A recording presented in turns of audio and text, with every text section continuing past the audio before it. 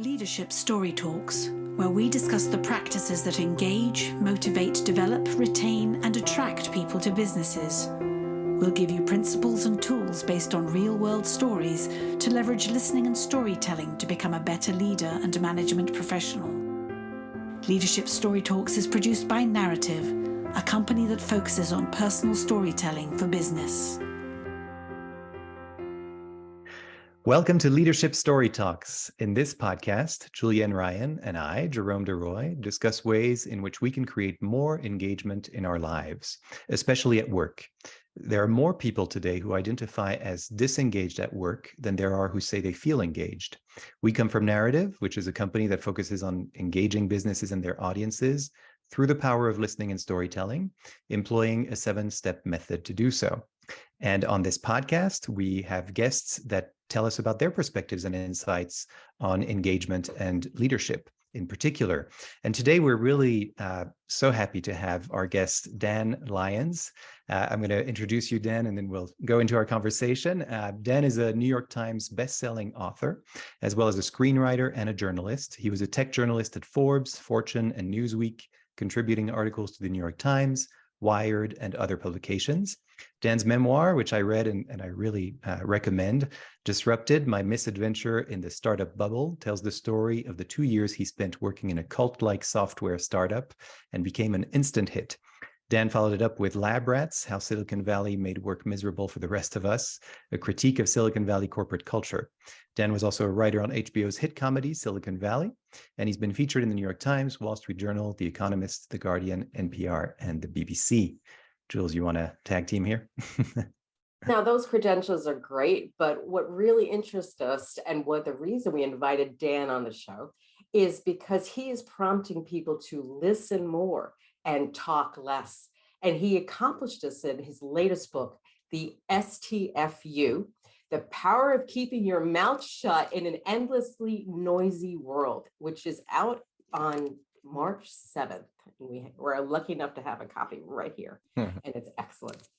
Okay, back to you, Jerome. Kick it off. Welcome, Dan. Thanks for being here. Hey, well, thank you for having me. That was a nice introduction, and thanks for showing the book jacket. But I'm dying to talk with you because I think we're all simpatico. I think we're working the same vein, you know. So great. Yeah. Well, speaking of which, I'd love to start with maybe you telling us a little bit about some of the experiences that have kind of shaped your view around, and maybe it was even started with Disrupted or when you were a journalist, but how did you get from this this bio that I read to writing this book, which in my mind seems a little bit different, but how did you get there? Yeah, it's like 180 degrees, right? I mean, Yeah. Because for years and years I was an extreme overtalker. And actually, in the course of researching this book, I found out that I qualify as what's called a talkaholic, which means a compulsive talker. Now, for a long time, that served me really well, which also, according to researchers, is how it happens. I got speaking gigs. I got, I sold a TV show. As a journalist, sometimes you need to be able to just sort of talk and say things people don't want to hear necessarily. But eventually sort of karma catches up with you, and it did with me. And a couple of years ago, I guess, I had this epiphany that several bad things that happened in my life, you could really trace it back to, gosh, if I just hadn't said that, like there was a series of events, but gosh, when you really, really go way back, was I did that. And I also knew I'd been having trouble interpersonally, like going to parties and not wanting to overtalk everybody, but then I would, and I'd feel bad. And so I thought, I have to find out why some people talk too much, and then how can you fix it? And as I was doing that work just on myself, it occurred to me, this is a much bigger story. And this is where it veers into your territory, which is that, first of all, I noticed that a lot of great leaders are under talkers and great listeners. And I thought, there must be something to that, right? What do they know that we don't know? And how does that work? And then I started thinking, in terms of leadership, I think a lot of leaders feel compelled to be the smartest person in the room, and they have all the answers, and they can talk, and they put up slide decks, and really, and they think that's communication. But really, they forget that communication is two ways, and I think leaders who don't listen very well end up getting in trouble, just like regular individuals in their personal life. So I became really a convert to that world of listening. What's so you mentioned that you were a talkaholic. Yeah. I'm assuming, self-diagnosed, because I don't know that there's a lot of people around who can diagnose people around talkaholism. But Right. But how does one? I mean, you mentioned that it got you in trouble, et cetera. But how does one sort of like any addiction, one has to sort of recognize that they have a problem first. And was there a moment for you, or is it more a string of moments where you sort of realize this is no longer, I have to do something about this? Well, there were a string of moments that were over and over again. I would say, for a few years, I would go to a party and afterwards say to my wife, God, did I talk too much? Or before we went, it's like, I think I'm going to talk too much. Can you, tell me, give me a signal. And so I knew it was a growing problem, but actually the impetus for the book and the title came from a conversation I was having on text with a friend. Very specifically, I remember this conversation, and I was griping about this one thing that had happened. And, these guys are, kvetching, right? Yeah. And then in this moment of clarity that I blurted out, right? Because it was my problem. I would blurt things out. I would say things that were inappropriate. I would say things even when I knew what I'm about to say is going to hurt me, which is kind of the definition of a talkaholic. And I blurted out, well, to be honest, this specific thing, this never would have happened if I had just not written this one sentence. Frankly, I think everybody else is, bad, but I gave them the ammo. If I hadn't written that sentence, I said, I just really need to learn to STFU. I literally said it that way. And the friend said, that could be a good book. And at the time I was trying to figure out what book should I write. And I was like, you think so? And they're like, God, yeah, maybe, and it'd be, that could really kind of catch the zeitgeist a little bit. And so I sat down, I wrote a proposal trying to figure out, well, okay, how do you take that concept, which is a very simple concept, right? And how could you make a whole book out of it? But yeah, that was it. There was this one conversation on text. Yeah. And I really appreciate that we all, I think the three of us, when we talk more, we teach the thing we want to learn ourselves. And the talking less, listening more, getting out of the scripts we write in our head. Text can be a beautiful thing when it's saying like, nice day, happy day, but it has gotten us into a lot of trouble, because the assumptions and the inferences that are there. So I like the fact you looked at this title in this book based on something that you were trying to work on for yourself. So it changed the approach, I think, at how you looked at the material. Yeah, it was very selfishly. It was my first impetus was just go learn this and discipline. I developed some exercises. I put notes over my desk that say quiet, listen, stop talking. I need that reminder. But what's interesting too is that the book is very well researched, and there are so many different studies that you mention, and different cultures, how people relate to silence in some cultures more than others, what they do about silence, how comfortable you are with being quiet, etc. And I wonder if you could tell us a little bit about that in terms of what you would say, for our listeners who may feel I think we all kind of feel intuitively, well, yes, it would be better if I just shut my mouth, but what actually causes us to sort of say things that later on we realize, wow, why did I say that? What was, what was going on through my head? Because I also consider myself to actually not be an overtalker. I am more quiet. And yet I find myself in that position too, many times where I'm like, really shouldn't have said that, because that was the thing, like you just said, that gave the ammo, right? What have you looked into? I know there's a lot of research in here, but I'm curious if you could tell us a little bit about that, about what causes human beings to sort of go that route where we have to fill that void instead of just being silent. Yeah, that's a great question. And I'm glad you pointed out the research, because I think the cover sort of would indicate this is a funny haha book. And in fact, the beginning of the intro, if you picked it up and just opened it, you might think, this is a jokey book. But it is, it did a huge amount of research. It's mostly a researched book, with interesting, like I found amazing people, right? So, and I do think that experience of saying something you regret is universal. Even if you're like someone like you're not an over talker, you're maybe kind of a quiet person generally, we still slip up. Like, I think I have something in the book about, if you think back to moments that you cringe about, they're probably because something you said, right? So as to what causes it, there are a couple different things. One is anxiety. So, and I think we live in an age of agitation, and a lot of us feel anxious. And so you might have social anxiety. So this would happen to me. I'd go to a party and I'd get nervous. I actually am very shy about going to things. Like if I have to walk into a party or a thing where I don't know anyone and I'm by myself, I don't have, someone to hang on to, I often will just avoid that.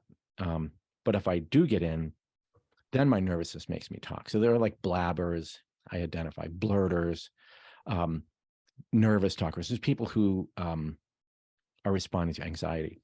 Along those lines, but at a more extreme event, is sometimes people who have ADHD, for example. It manifests itself in one way by compulsive talking, hyperverbal speech, pressured speech. And what's interesting to me then is like, well, then, wow, if you feel that way about yourself, maybe you go and maybe you do have ADHD. And the good thing is, that can be treated now. It's treatable. In terms of extreme compulsive talking, I found the scientist who defined talkaholism or talkaholics and created a scale you can take. Now, granted, it's maybe not super scientific. It's in the book. You can take this quiz, right? Maximum score is 50. I got a 50. And my wife said she'd give me a 60. My wife's like, I wish I could give you more. She scored it high. It's like, my poor wife. I want to talk to your wife. We have a lot of common. Yeah. Oh, really? You have I have a husband. partner? Yes. Yeah. Let's not go there. Yes. But sorry. And I tracked that, and that researcher said, well, we never got to figure out what caused it. But one of our colleagues went on and did more work, and he's still teaching. So I found him, and he found that it's an imbalance in neuron activity in the prefrontal cortex, that at rest, most people have a balanced left and right lobe activity. Some people are imbalanced. And if you're imbalanced to the right, you tend to overtalk, to the left, undertalk. And the degree to which you overtalk or undertalk is correlated with how far out that imbalance is. The interesting thing is that scientist is the most extreme talkaholic I've ever met. His colleague said the same thing to me, and way worse than me, but super interesting too. So there are different theories about it. Some of it, I think, for most people, it's probably just situational. Yeah. And what about the you talk about this in the book quite a lot, the effects of social media and just it's in the title, The Endlessly Noisy World, and a lot of that noise is contributed by by things that were originally meant to sort of connect us as humans in a way, across cultures and geography and all of that, and find people we hadn't been in touch with for so long, et cetera. And, and now it seems like we've gone however many years later, not in that, about a decade or so,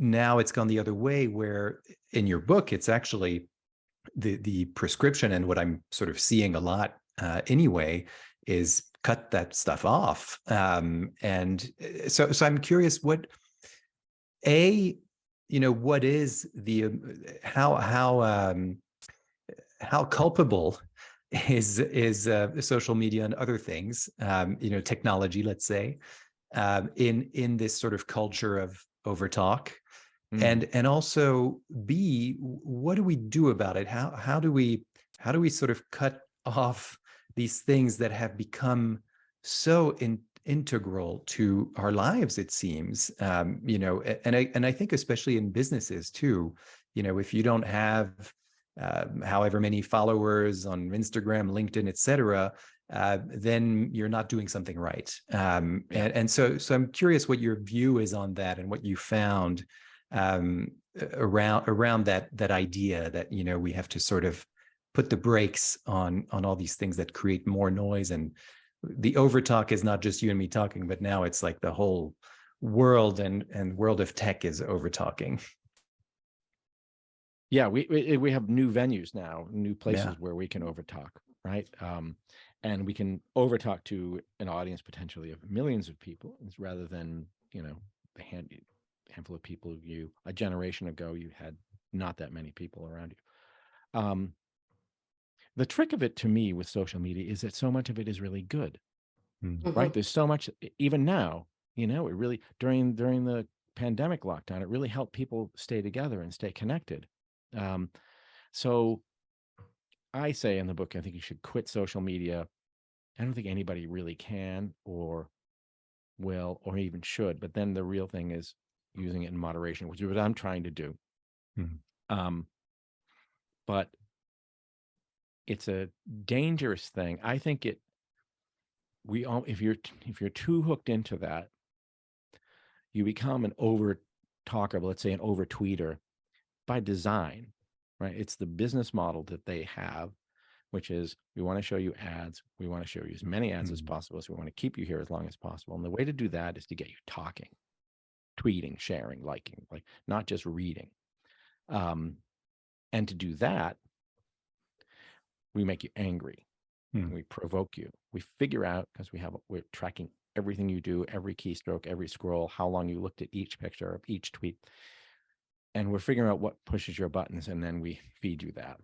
And they've shown, there was a study at Yale that found that people get on social media, and over time, their tweets become more angry, or their posts become more angry.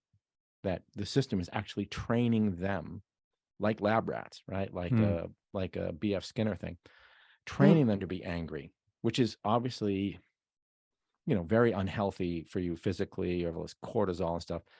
And you carry that anger back with you into the real world. There's another study that shows that, which means you're walking around sort of triggered and fired up and just in a bad mood. And to me, then that's where we end up with, we used to say that people say things online they would never say to your face, and now they say them to your face. You have people getting in fights on airplanes, and I mean the number of those incidents has gone up something like 5x in the last couple of years. Like, it's crazy. So yeah, it's so you're harming yourself, and you're forcing yourself. You're being forced to overtalk, and the more you do that, the more likely you are to step on a landmine, to say something that hurts someone or offends someone, or that you later regret. It's huge numbers. I think it's like half of people who use social media say at least once they've regretted something they posted. So you're kind of wandering into a situation where you're losing control. You're letting a system or an app control you, and it's almost pushing you, almost forcing you to let's call it overtalk. But yeah, I like the fact that you're talking about, we've shared this in another episode about the taking a pause and checking the assumptions right before we open our mouth, and seeing what's driving that, and like, what are we carrying from another conversation forward, or another dynamic, because this person reminds us of somebody maybe had a negative interaction with, and to just check it for 2 seconds. Sometimes 5 seconds can make a big difference in changing out the interaction you're having with that individual and rewriting what we're going to say. Now, one thing I do like is, you have used really good research to show different options, different cultures, and how approaching silence. And the other part I admire about you're critically cranky, which I think is an art form, that you're looking at life and you're not taking at that's not face very value. nice. I think Critically that's cranky. brilliant. My wife's going to love that, by the way. Yes, I'm going to that's write why I that think down. She's going to say, talk offline with she's her. going to want to meet you. Yes, absolutely. I'm there. But I just think because you talk about like not looking on this happy optimism the way we're supposed to be, like figure out where the value is in situations and do some thinking for ourselves. Don't delegate all our thinking to what the media is telling us to do or what we see in the playing field. Like take a step back and ask the questions. Is this good? Where does this bring value? Like, what's the purpose? So that's the part. It's a compliment wrapped in a comment there to you. So Okay. All right. I've been watching your videos and things. Oh no. Yes.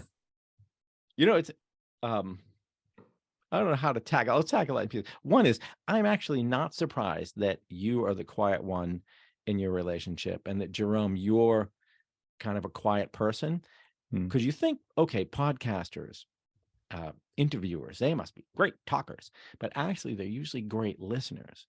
The really good ones, like Larry King, fantastic listener, and would get up every day and remind himself, listen, you never learn. He said, I never learned anything when I was talking. So I think you both must be very good listeners. And that pause that you mentioned is so important. And I never had a pause. I had two buttons I was missing on my remote control, the pause button and the mute button. And I've tried to develop both of those. But, so Ruth Bader Ginsburg was apparently a quiet person, but an intentional person, and would take so long to respond that she would seem to have finished, but she hadn't finished. She was just waiting. And her clerks, who would, probably all smart young lawyers, would race in, and they developed a thing called the 2 Mississippi rule, that when she finishes saying something, go 1 Mississippi, 2 Mississippi. And if she still hasn't said anything more, okay, right? But that, it made me think, like, of course, she would be a very deliberate, thoughtful person. One of her Julienne, you'll like this. One of her big pieces of advice that she got from her mother-in-law on her wedding day was that the key to a successful marriage is sometimes it helps to be a little deaf, right? Yes. But you know what? And I've tried to apply that. I think also sometimes it helps to be a little mute. So you hear something, you don't have to respond. Think about it. But you're right. I think, for example, Tim Cook at Apple, apparently a fantastic listener, leaves long pauses in conversations, and often people fall into that void and end up telling him things that maybe they don't want to tell him, but that he wants to know. Like his way of eliciting information is that. So I started realizing Barack Obama is a fantastic listener. Even Richard Branson, who you think of as this, very show-offy guy, but in meetings, sits back, lets everybody else talk. He takes notes. He believes in notebooks.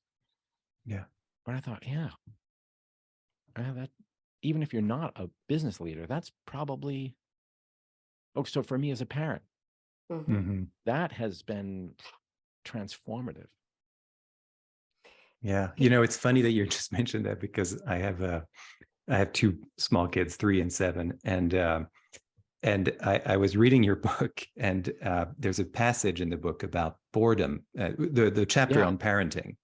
And I had seen a similar, maybe I even heard an interview of Lin-Manuel Miranda, extolling the virtues of boredom, because he was often bored as a kid. And that's kind of how, his he attributes his imagination and creativity to those moments. And it was funny because I just read that passage in your book, came out, went into the kitchen, and my son was there, and he said, "I'm so bored." And usually I would say, "Okay, well, let's do this or let's do that." And I didn't say anything. I just let it go. And then I noticed that a couple seconds later, he just went onto the table, took a piece of paper, started to draw, and just got into his world. So Wow. just, it was kind of interesting. That happened a couple of days ago. And yeah, to that point, that the value of just being silent when every fiber of your being, especially as a parent, for me anyway, if my kid tells me he's bored or if she's bored, I want to immediately solve that problem. Go ahead, Jules. And that's why with the, I love this thing. It helps us connect with the world and everything. But when I was commuting into New York all the time, I would look at it and say, nobody's mulling, nobody's looking out the window anymore, nobody's people watching. Like that was a great source of creativity that you kind of just like chill out for a while. We always have an option to go someplace else. We can't just be in the moment. So I think we're losing a little bit of that and that patience to just be bored and think of what comes to mind and just play with your thoughts for a while. So I do agree what you're saying, Jerome, about, kids too, just don't over-engineer everything. So. How old is your son? He's 7. Oh, so that's an age where they do get bored. Yeah. Right. Right. Yeah, for sure. Yeah. Yeah. I wonder, like, I grew up obviously long before the internet. What did we do? What did we do? I guess we did what your son did, right? We went and, or we'd sit in front of the TV. That was the big, complaint. Yeah. From my mother, all the other parents. It's you're sitting Yeah, in front of yeah. that tube, you're gonna kill your brain cells or whatever. But or you're gonna That's hurt your right. eyes. That was the one they used to say, right? You're gonna hurt your eyes. Yeah, staring I at mean, the- I had teachers, I remember in elementary school, who told my parents, and every parent they could, that the TV would make them dumb. It would make them stupid. Oh. You should not be watching TV. And that was a time when there were 3 channels or 4 channels, something like that. So. Yeah. But I tried to position this book as less of cranky old guy kvetching and saying everything's bad to no. Here's an opportunity. Here's something. Here's a way to really make your life better. And it's not always my natural inclination, as you captured, Julienne. I'm often much more, scoldy, and then but that doesn't help anybody. I mean, identifying a problem helps people, but only if you then go, well, but here's a couple great ideas, and here are some people who do it, and look how successful or happy they are, But yeah, it's we live in a very noisy time. I wonder about the that what you were just alluding to now, because there's a lot in this book of strategies that I think are really interesting, and you even mentioned medicinal, I mean healing, and so and I don't just mean spiritually, I mean physically, and I wonder if you could talk about that experience you had. I think it was called forest bathing, and it's based on Japanese. Right, it's kind of I think it started in Japan, if memory serves. Could you tell us a little bit about that, because that was something interesting that I found was sort of the the counterpoint of all this noise that we've been talking about, and here you are where there's just nothing. Yeah, and it's I'd love to talk about it because it's amazing. And I had vaguely heard of it. It's in Japanese, I think it's called Shinrin Yoku, but I probably don't pronounce that right. But and it was created because there were all these stressed out city dwellers who were keeling over and having heart attacks, and the government in Japan said, we have to find a way to deal with this. And so they came up with this idea that maybe it would be good just to walk in a forest. And so I started doing that. There was one forest, and now I can't remember the name. What was the first one? And they were just quiet walks through the forest. Over time, there's a doctor who has become the real proponent of forest bathing, and did a bunch of studies and found like really scientific studies, and found that people who spent some time forest bathing, for example, slept more. They had less anxiety and depression. And he believes it's because of these essential oils that trees are exuding all the time, called phytoncides, which again, I may be pronouncing incorrectly, but that those things really do have a medicinal effect. So the Japanese form of forest bathing is really based around the idea that there is a physical medicinal effect. Like you're sitting in the woods and you're drinking in this stuff. And the American version, which grew out of that, was created by a guy named Amos Clifford. And he's created this mode or method of forest bathing that has a sort of process, and has trained, I don't know, like thousands of people as forest bathing guides. And you can look them up on their website. And I found one, a guy out in the Berkshires, so near me. I'm in Massachusetts. So I thought, well, that's much prettier out there than where I live. So, and he was really nice, and we went back and forth. So I met him one day, and we, parking lot, and we went to these woods, and you don't go very far. That's the other thing, which I thought was really cool. Because, I don't know if you're like this, but I'm kind of like this. And, you go for a hike and you're like, well, okay, how much can we cover and how fast can we get there? And how, and this whole thing is like, no, like you're going to go 100 yards, a quarter mile, and it's going to take you forever. You're going to stop, you're going to look. So it's, as we went on, we just slowed down and slowed down. And this guy happened to know a lot about plants, and to explaining to me all these plants that are, native to New England and the medicinal properties of each. He's a fascinating guy. And then we just sat. We just found a quiet place in the woods, and you just sit. And talk about being bored, right? You don't have your phone, and you think, oh, the silence is good, until when you sit for a while, you realize, oh, it's not at all silent in the woods. There's a lot going on. And then you walk and do nothing, look at trees. It reminded me of when I was a kid. There were, woods near my house. And we'd go there as kids and play, or sometimes go alone. And you just would just sit and, I don't know, dig a hole, or sort of do nothing, climb a tree. So it felt like that. And I came out and I felt so good. And my theory, which is also his theory, or the theory behind all this, is that you take that back into your life. So the American version is not so much about absorbing essential oils. It's more psychological, spiritual kind of process. But it's now spread. It's all over the world. There are forest bathing vacations you can go on. In Europe, there are these, I think they call them power forests, that they believe have thing. So now I want to go to Japan and experience it there.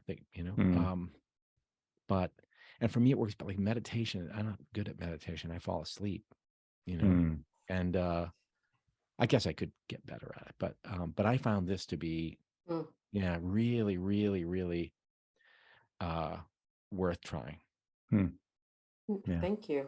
Yeah, it reminds me of what the Buddhists have with their gardens, with the stones and following certain path and just repeating, and just like a lot of just gentle time with the nature. So I think that's something that resonates with me, what you're describing. It's terrific.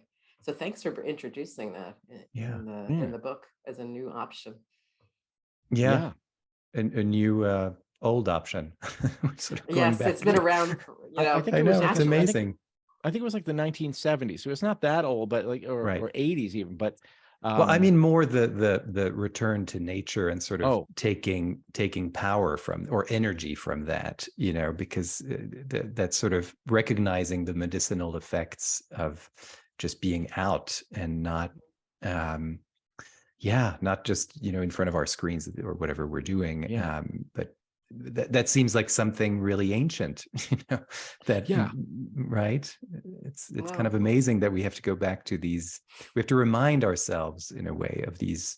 This is what's available to us. We can just walk outside and it'll have a very medicinal effect on us, which I think we've kind of forgotten about. And life will still be there when we get back to our Right. phones. But Right. nothing is that critical. Yeah. I know, it's so true. And I was hoping that, 'cause I was having such a hard time, not talking, that if I could do all these things, maybe I would bring that back with me. And so I was just looking for anything really that would contribute to that. But I have things now where I have 2 kids, they're high school seniors, they're twins, and sometimes we'll be at dinner and everybody's looking at their phone. I'm like, come on, like, really? And it's bad for me because they're all been out all day. I've been home all day. I'm dying to have a conversation. But recently my wife and I went out for dinner by ourselves and went to this nice place, and then we talked, and we had this really nice dinner. And at the end I realized, like, hey, you know what? Neither of us ever had our phone. Mine was in my coat. I never even looked at it. And I thought, like, wow, that's such a victory. Yeah. Amazing.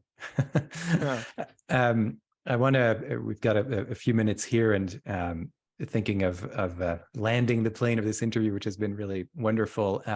But I wanted to bring this back to the area of leadership. And in the book you mention, because I don't think this is really well known from a lot of people, and our audience, is mainly a business audience. And, right. you hear more about the, flamboyant, charismatic kind of leaders, and that's who's in the media most of the time, especially when it comes to business. You hear Elon Musk and all these people, that are kind of constantly there. But in the book, you mentioned this study that really shows that it's the humble, quiet leaders that are kind of overtaking the overtalkers and the ones that are really, constantly there. And I was wondering if maybe you could give us a little bit of an example of that, of these sort of humble, quiet leaders that seem to be taking over from these sort of, almost ego maniacs that we can kind of see in the media. And I'm sure I'm probably not representing that study very well, but I was really curious about that.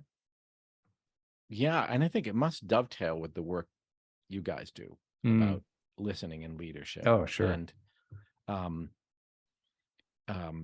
well, Tim Cook at Apple is a great example of a quiet leader, but probably definitely a great leader.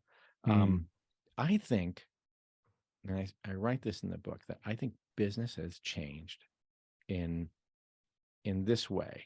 I think it began maybe with lean, the lean software methodology was to become everything, that instead of building a product and then going out and broadcasting it and blasting it out and trying to get people to buy the thing you've built, you start backwards and you talk to customers and listen, find out what they want, and go build that and iterate until you get it right. But so I feel like in that sense, business begins completely with listening to the customer, listening to what they need, listening to the feedback when you design it.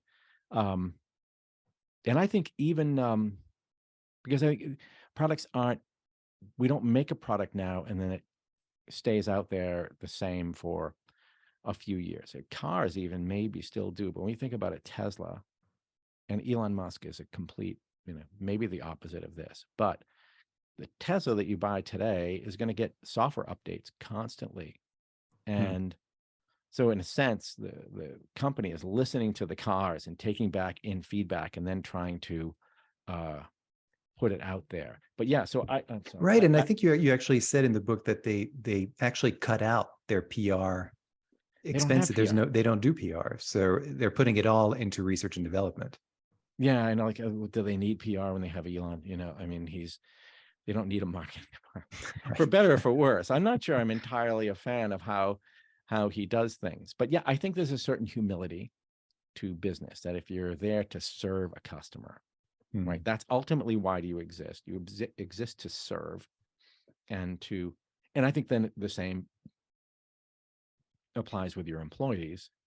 I mean, you Yeah, you're there to, it's leadership as service. And the way to find out what's going on in your company is to listen to people, right? And I think often leadership will think, a company's leadership will think, well, we need to just do an all hands, and we need to have 2 hours, and we're all going to give slide decks, and we're going to have a zillion things on each deck. And that way people will, like, great, because we're communicating, we're being more transparent.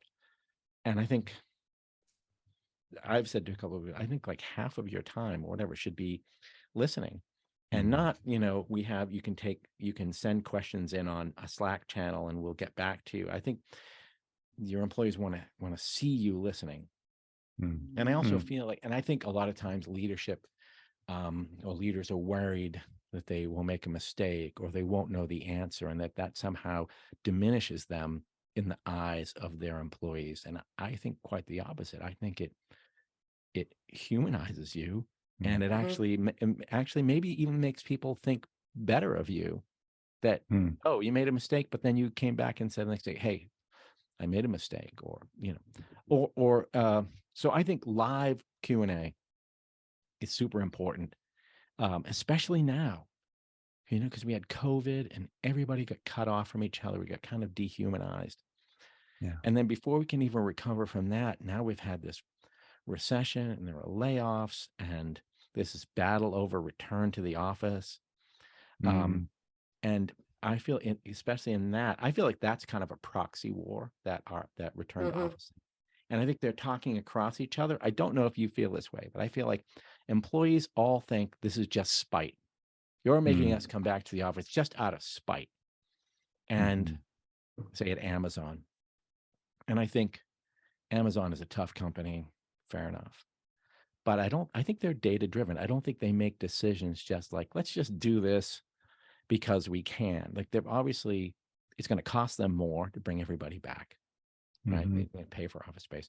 They're going to anger some people and probably lose some employees. And, there are downsides, and yet they still think, well, this is worth it. But I don't think they're communicating well enough to people. Right.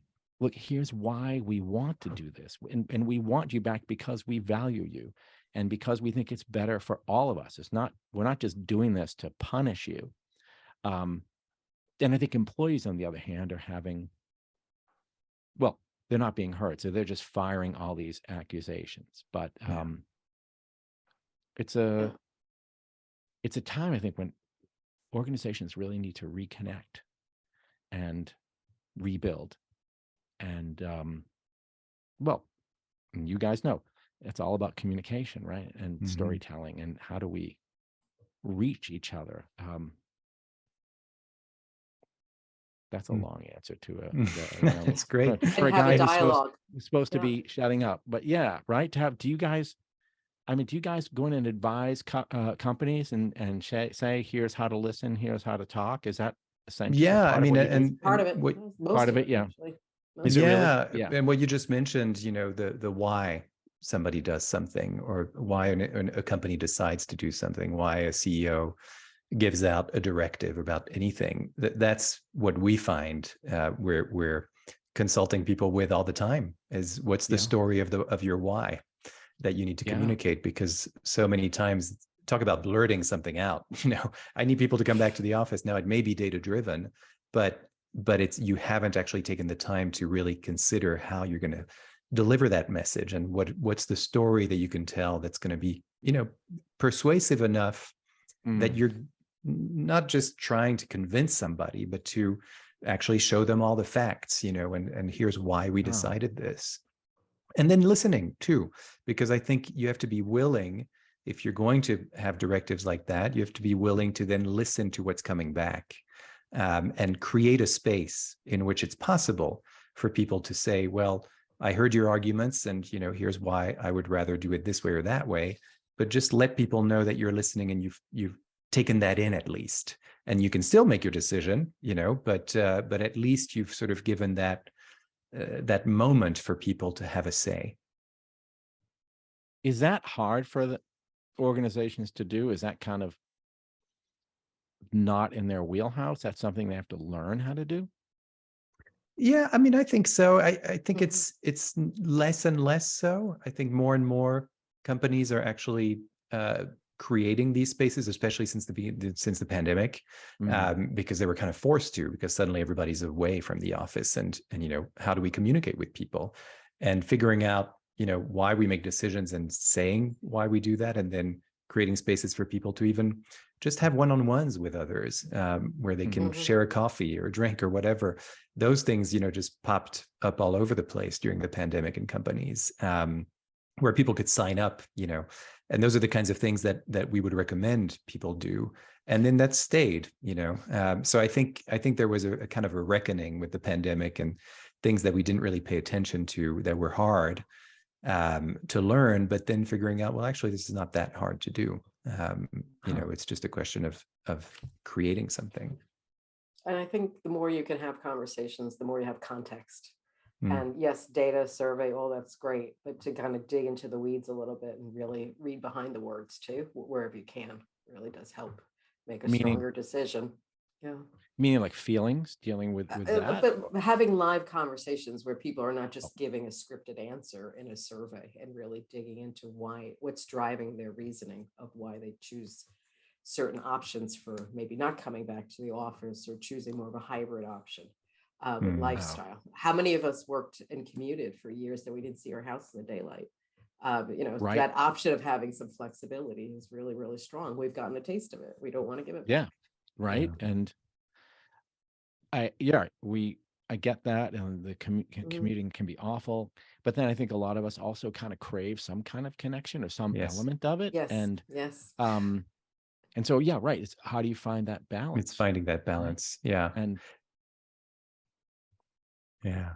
And I think it's a great question to leave our listeners with, actually. Okay. Because I do think that this is all about finding the right balance for yourself. And I really appreciated this book, Dan, because you've shown me things. Put it up again. There it is. That's right. There it is. The Power of Keeping Your Mouth Shut in an Endlessly Noisy World by Dan Lyons, STFU.